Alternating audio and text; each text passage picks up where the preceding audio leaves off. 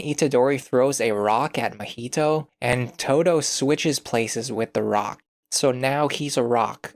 The next episode starts with a short comedy sketch, where the main characters are put in charge of cleaning the shirt for this spiky-haired guy wearing a blindfold. It turns out Megumi is actually Fushiguro, so he must be one of the people that Nanami was trying to find in episode 18. Well, I guess that doesn't matter anymore. They spill coffee on the shirt, and it turns into a happy memory for Itadori, with everyone laughing and joking around. But as he is remembering it, he's staring at the real Nobara, and what Mahito has just done to her. Yeah, I can't be in denial anymore either. This is pretty detailed, pretty gruesome. It does not look like a fake out. Itadori is completely shocked, stunned. Honestly, he's like, his mind and body have just completely given up. Mahito starts kicking the absolute crap out of him, beyond the extent of what any human could take, and he just lays there and accepts it. Apparently, Mahito can even use the black flash on him. That was the most surprising part to me.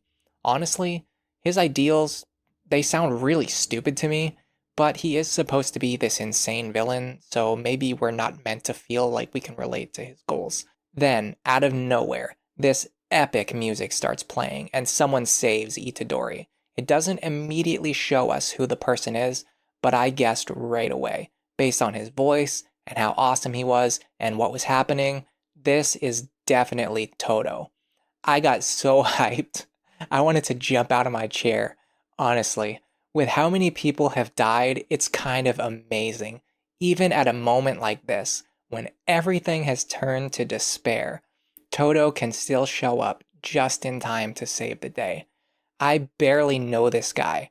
I've only seen a few episodes of this show, and yet somehow, to me, this felt like Gandalf turning up, and I thought that Mahito was completely screwed. By the way, if you didn't know, I'm watching Jujutsu Kaisen in a completely random order, but my subscribers voted for me to watch episodes 18, 19, and 20 in sequence, so let's get right into the final episode of Right and Wrong. I hope you enjoy it. We get another one of these quick flashback recap type things that let us know what Todo has been up to and how he got involved in this scene. Geto-sama and Satoru, I think he mentioned their names. They're involved in this situation somehow, but Todo decides whatever's happening with that stuff, it's not important anymore. He needs to drop it. It's probably a good thing too, because my brain couldn't really process what he was even trying to say, but he wants to focus on saving as many of their allies as he can. And he says this awesome line about how he's about to go save his braza. Well, this blonde dude is confused because he thinks Todo is an only child. Don't worry, blonde guy. I'm also pretty confused most of the time. The blonde guy, though, he's pretty quickly becoming one of my new best friends. Apparently, he just healed Nobara off screen. He can do that. Well, he says that she might still be dead, but come on. This is anime. They had me fully convinced that this wasn't just a shock, like fake out death, but I'm glad to be tricked if it means that we get Kugisaki back. And now he's going to heal Itadori as well. Dude, Mahito, you are so screwed. This blonde guy, I'm going to start calling him Dende from now on. He has got to be the MVP. Although I guess if Todo wasn't here, Mahito would just instantly kill the blonde guy before he could heal anyone. I don't think cursed spirits have any rules against targeting medics in war. Todo, he ain't happy about this. He tells Itadori it's time to get up and fight. But Itadori is crying. He curls up in a ball and he's just letting everything out. He has been mentally annihilated by Mahito. And all of the other things that have happened until now, honestly, I could feel how soul-crushing this experience has been. And I didn't even get to see all of the events that led here. I've got to give credit to the voice actor, as well as the author who wrote the original manga. Todo, he patiently listens to his brother and lets him air out his feelings. But Mahito, he's not so patient. He runs at the group and tries to kill Dende. That is a classic Frieza move. But Todo uses this technique where I think what he's doing is switching places with different people, or he's making things switch places with other things.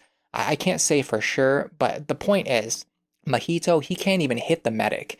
He can't hit Itadori. He can't hit Todo. He just gets slapped away like a chump. And then Todo gives this epic speech. He's reminding Itadori of what they're fighting for, why they're doing this, and he tells him right now they have to keep moving forward.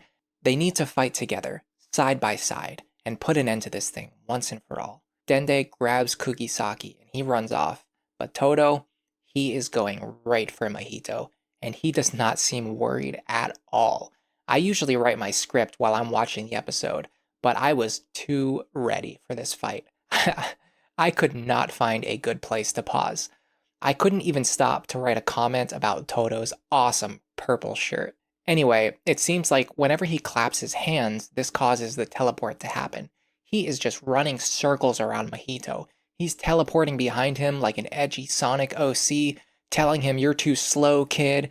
Whenever Todo fights, the animation gets crazy, and I'm here for it. Mahito thinks that he has figured out the trick to the teleportation, and he's super hyped about this. He wants to try using the Black Flash again, and he thinks that he can hit Todo with it directly. But at that moment, Itadori moves into the empty space, and instead he hits Mahito with his own Black Flash. This is fueled with all of his suffering, all of his pain, the feelings that he inherited from Nanami.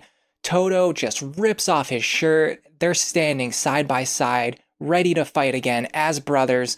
It doesn't get any better than this. From what I've seen so far, this is peak Jujutsu Kaisen. Unfortunately, they just cut away from the fight, but I need to talk about this other scene.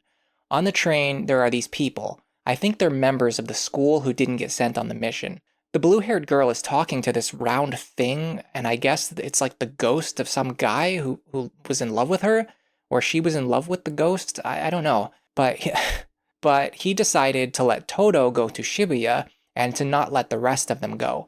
In his own words, he says Todo has a 99% chance of succeeding here, and he wanted to protect everyone else and keep them away from the battle. Well, okay, I guess Todo is just like that guy. Like, come on, that is a lot of confidence. Look at the scale and the power of the enemies that we've seen so far. And Todo has a 99% chance of success against that? Alright, well, let's just get right into it. The action is wild, and just like last time, it's actually not that difficult to follow. Even with Mahito making clones of himself, summoning cursed spirits, Todo is switching places of characters on the battlefield. You have 3 people fighting at once with like team-based attacks. Everyone is moving super fast, it's dynamic, it's awesome, but it's still easy to appreciate the animation because it's not hard to follow what's going on. Mahito apparently can see everybody's health bars. He thinks Todo is at full HP, Itadori is down to like 10%, and Mahito himself is down to 40%. He seems to blame Nobara for causing him to take so much damage, and he summons a train monster and sends it after Todo and Yuji. I love how the action in this show involves characters running around these huge battlefields, and they're always using the terrain and the environment to their advantage. It is really, really cool how well done these action set pieces are. It's clear that Mahito is still massively underestimating Todo, thinking that he can just take him out first and then focus on Itadori. I think that's going to be a huge mistake on his part. So then Itadori throws a rock at Mahito, and Todo switches places with the rock. So now he's a rock that's flying at Mahito at like super speed. He starts T-posing on him like crazy, and then he turns into a rainbow, and he creates a galaxy while he's flying through the air like a shooting star. And this isn't even like my script. This is what actually happened in the episode. I'm not. This is really what happened. He turned into a rainbow. Okay, this is all a setup to land the ultimate Black Flash. I was hoping that Mahito was done for. This would have been a fitting end. I mean, if Todo is going to turn into a rainbow and create a galaxy, like, this has to take him out. But he manages to dodge the attack, and now even the narrator is getting involved in this. He tells me that everyone is fighting at 120% right now. They are going so hard. They even keep fighting through the ending credits. Yeah, they won't even let the ending credits play. They're still going at it. But I'm sad to report, even after all of this, it still ends on a deadly cliffhanger. And even with 3 episodes watched in a row, for the first time ever, I still don't get to see how this battle ends anytime soon. I really hope Mahito doesn't get away from all this. I can kind of see how he's meant to be this major villain, but I also think you can only take a single antagonist so far in the story, okay? To me, this is it. This is his time to go down. Until I see otherwise, I'm just gonna imagine that Todo wrecks this guy. Nobara, she's gonna come back to life, and she has to wear glasses from now on.